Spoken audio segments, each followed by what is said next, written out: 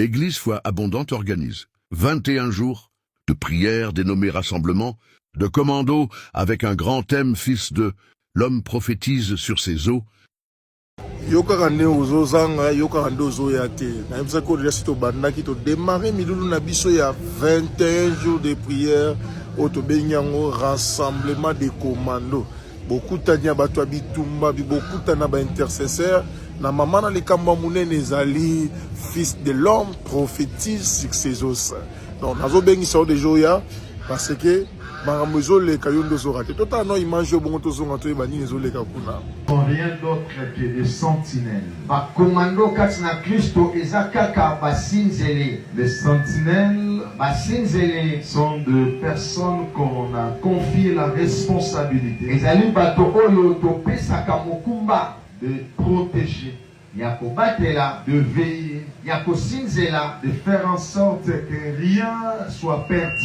ya kosala lolenge ete eloko moko te ebunga. Ce sont eux qui gèrent le mouvement, ezali bango nde bakambaka baboningisa de l'extérieur à l'intérieur. ya libanda to pe ya kati. Alléluia. Amen. Les sentinelles basinzele sont là pour veiller au bien-être de l'entreprise. bazali wana mpona kobatela babiloko ya mosala. On ne peut pas être un sentinelle okoki te kozala mosinzele sans toutefois manquer de responsabilités. na kozanga na kozala na mokumba. On est sentinelle toza mosinzele lorsque nous avions des responsabilités. ntango biso toa na mokumba. Alors l'une des responsabilités qui fait en sorte que nous soyons des sentinelles, moko ya mikumba oyo esalaka eke tozala basinzele c'est lorsque nous sommes en train de veiller pour notre propre vie, ezali ntango tokosinzela liboso mpona bomoi na biso. veiller pour nos familles, tozosinzela mpona mabota na biso. veiller parfois pour l'église. tozosinzela mpe mpona C'est etonga. alors que nous pouvons dire na wana nde tokoki qu'un koloba commando ete komando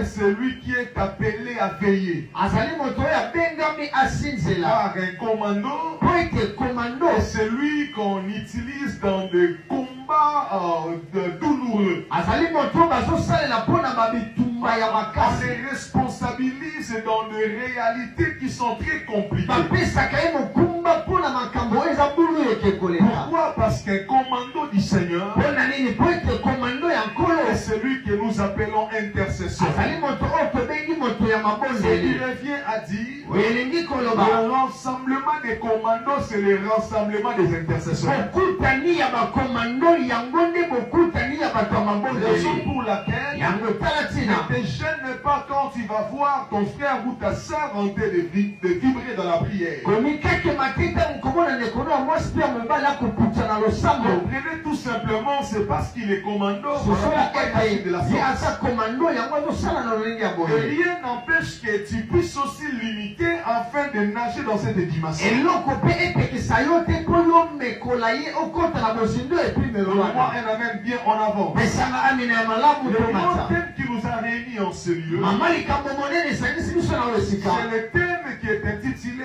Fils de l'homme, ezali mama likambo tolobi mwana na moto prophétise sur ses os. sakola likolo ya mikuwa oyo. Alors, celui qu'on était on appelait Fils de l'homme, moto oyo bazobenga mwana na moto c'est Ézéchiel. ezali nde ezekiel. Alléluia. amen. Hier, nous avions parlé de son origine. lobi tolobelaki na oyo otali bouti na Et ye. aujourd'hui, nous allons essayer de monter lelo tokomeka komata afin de comprendre le pensée caché de Dieu concernant ces thèmes. mpona kososola mabanzo ya nzambe oyo ebombami na oyo etali mama La likambo oyo. Bible est en train de nous dire, bibili ezoloba na biso la main de l'Éternel fit sur Ézéchiel. loboko na nkolo ezalaki likolo ya ezekiel. Et la suite, mpe oyo elandi la Bible va dire, bibili ekoloba et l'Éternel les transporta en esprit. mpe nkolo amemaki ye na molimo. Or, le transport de l'esprit, soka bomemami ya on molimo ne peut pas en parler sans vous faire parler d'abord quand la main de l'Éternel était sur lui. tokoki te kolobela ngo soki naino te tolobi na oyo etali loboko ya nkolo ezalaki La likolo na main ye. de l'Éternel sur une personne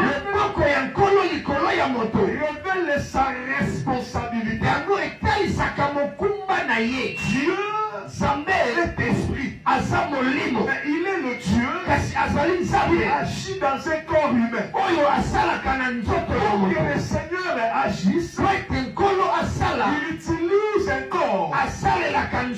Donne-moi la main de bien. La manière dont Dieu utilise le corps, ce sont de manière que nous appelons l'esprit dans un corps. Alors c'était l'esprit qui devait agir. L'esprit ne pouvait pas agir seulement dans les yassas. Pour que l'esprit agisse, l'esprit cherchait un corps. Dès qu'il cherchait un corps, c'est alors qu'il a trouvé un certain Ézéchiel. Je me demande, on ne peut pas parler de la main de l'Éternel sur lui. Ça ne fait pas de la main de l'Éternel avant d'être sur lui. Je vais le dire à une personne, avant d'être conduit par la main de l'Éternel, l'homme est premièrement conduit par ses passions. Il est conduit par les réalités familiales. Il est conduit par ses propres désirs. Il pouvait aussi se laisser faire comme il voulait. La Bible me dit, la main de l'Éternel est fille sur lui. Cette main de l'Éternel sur lui n'a pas agi comme d'habitude. Cette main de l'Éternel sur lui a créé une métamorphose. La Bible précise, cette main de l'Éternel sur lui va pousser l'Éternel et l'amener en esprit. Hier on avait eu que la main de l'Éternel, c'est signe de grâce. La main de l'Éternel, c'est signe de protection. La main de l'Éternel, c'est la vie d'une personne. La grâce. Il y a aussi la protection. Troisièmement plutôt, la main de l'Éternel, c'est aussi un signe de force. C'est un signe d'autorité. Car dans le livre des psaumes, chapitre 89, j'ai trouvé David mon serviteur. Je lui ai oint de mon huile sainte. Dieu qui utilise ma main.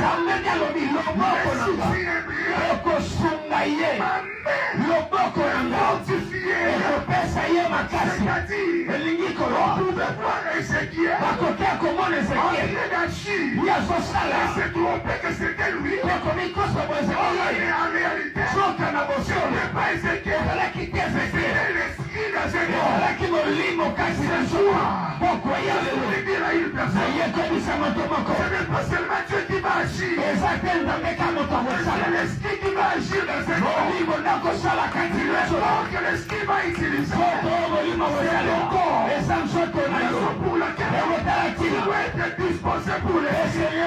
La Bible me dit, la main de l'Éternel sur lui a donné la force. La main de l'Éternel, quatrièmement, nous donne aussi l'onction. C'est pourquoi Dieu dit à David, je lui ai oint de mon huile sainte. Le signe de l'esprit, le signe de l'onction. On pouvait voir David. Goliath s'est trompé que c'était par sa force. David n'a pas tué Goliath par sa force. Vous allez même comprendre que Goliath est mort. David s'est ressourcé. Il s'est ressourcé. Je vais dire à une personne, un commando ne combat pas lorsqu'il n'est pas ressourcé. Avant d'engager le combat, il doit te ressourcer. Il doit te ressourcer de la force. Il doit te ressourcer du Seigneur Jésus. Pourquoi? Même David ne pouvait pas encore perdre Goliath. C'est parce qu'il savait très bien là où il s'est ressourcé. Alors,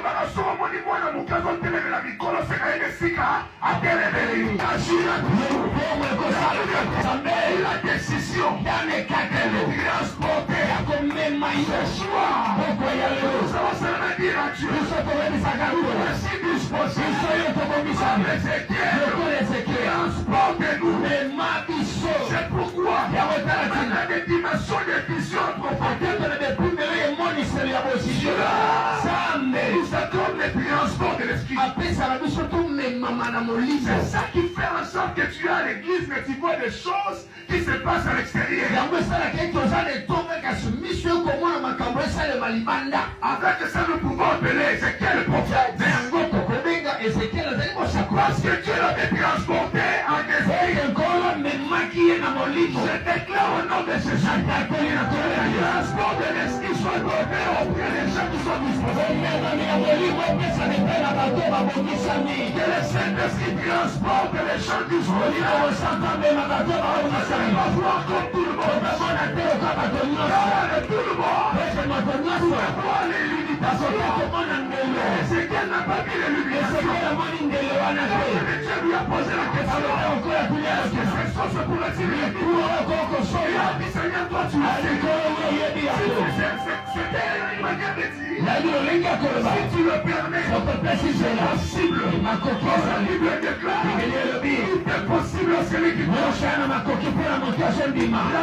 l'Éternel est sur toi. Et l'homme est capable d'opérer dans les sénats. Capable de déclarer. Capable de prier. Capable de pleurer. Capable de voir les signes. Capable de voir comment Dieu opère. Transporter un esprit. Il a vu des choses qu'il n'a jamais vues. Que le Seigneur le fasse aussi dans ta vie. Le condamne tes cieux. Le voir que le problème. Le voir que la souffrance familiale. Le péché familial. La sorcellerie familiale. La réduction familiale. Le démon. Et de maintenant, moi aussi, comment on appelle le Saint-Esprit au Père.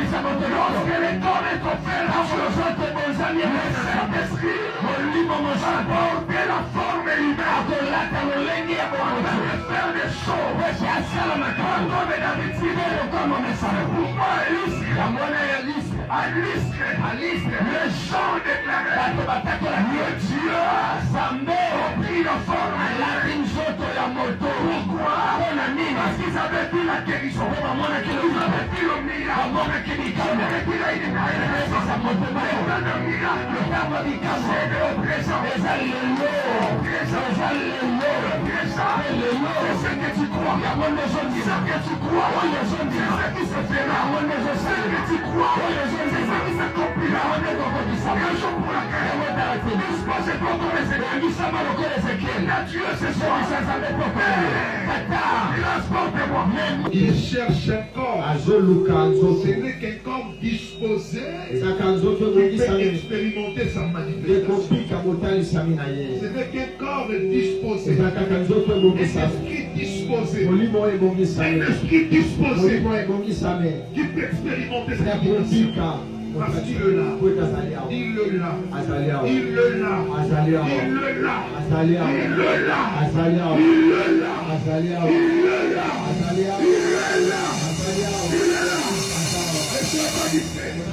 Quelque chose se passe à toi. Quelque chose se passe à toi. Quelque chose se passe à toi. Dans sa présence, les démons ne résistent pas. Les démons ne résistent pas. Dans sa présence, les mauvais esprits ne résistent pas. Il est là. Il est là. Pourquoi il agit de la sorte? Il agit de la sorte. Il agit de la sorte. Au nom de Jésus, de sa manière, de sa main est ainsi les éclairs. Ézéchiel vous transportait. De manière sexuelle. Sa main est de toucher une personne. Sa main est de toucher. Sa main est de toucher. Sa main est de toucher. Sa main est de toucher. Sa main est de toucher. Je crois à la puissance de sa main. Je crois à la puissance de sa main. La puissance de sa main est capable de guérir le malade, de délivrer les opprimés, de ressusciter les morts. Sa main possède toutes les capacités. Ce soir,